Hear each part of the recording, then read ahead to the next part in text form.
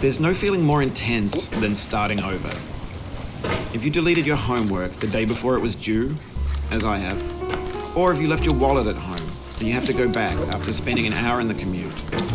If you won some money at the casino and then put all your winnings on red but it came up black. If you got your best shirt dry cleaned before a wedding and then immediately dropped food on it. If you won an argument with a friend and then later discovered that they just returned to their original view. Starting over is harder than starting up. If you're not ready for that, like if you've already had a bad day, then what you're about to go through might be too much. Feel free to go away and come back. I'll be here. Alright, thanks for coming with me on this trip. I'll understand if you have to take a break at any point.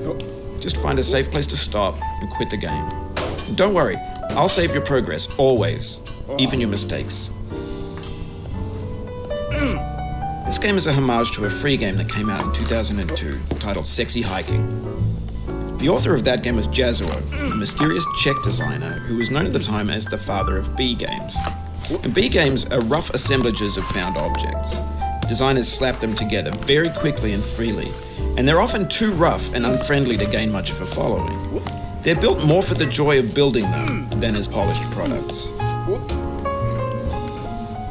In a certain way, Sexy Hiking is the perfect embodiment of a B game. It's built almost entirely out of found and recycled parts, and it's one of the most unusual and unfriendly games of its time.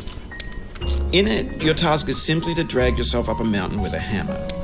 And that act of climbing, in the digital world or in real life, has certain essential properties that give the game its flavor. No amount of forward progress is guaranteed. Some cliffs are too sheer or too slippery.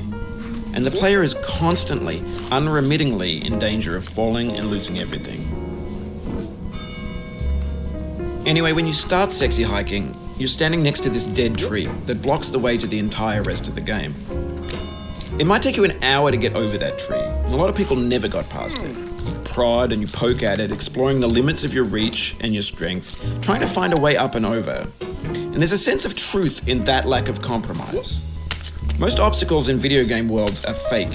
You can be completely confident in your ability to get through them once you have the correct method or the correct equipment or just by spending enough time. In that sense, every pixelated obstacle in Sexy Hiking is real. The obstacles in Sexy Hiking are unyielding, and that makes the game uniquely frustrating. But I'm not sure Jazuo intended to make a frustrating game. The frustration is just essential to the act of climbing, and it's authentic to the process of building a game about climbing. A funny thing happened to me as I was building this mountain.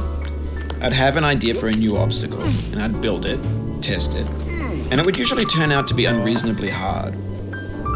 But I couldn't bring myself to make it easier. It already felt like my inability to get past the new obstacle was my fault as a player rather than as a builder.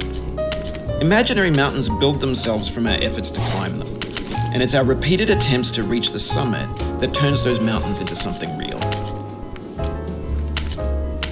When you're building a video game world, you're building with ideas, and that can be like working with quickset cement. You mold your ideas into a certain shape that can be played with, and in the process of playing with them, they begin to harden and set until they're immutable, like rock. And at that point, you can't change the world. Not without breaking it into pieces and starting fresh with new ideas. For years now, people have been predicting that games would soon be made out of prefabricated objects, bought in a store and assembled into a world. And for the most part, that hasn't happened, because the objects in the stores are trash. I don't mean they look bad or that they're badly made, although a lot of them are. I mean they're trash in the way that food becomes trash as soon as you put it in the sink. Things are made to be consumed and used in a certain context, and once the moment is gone, they transform into garbage. In the context of technology, those moments pass by in seconds.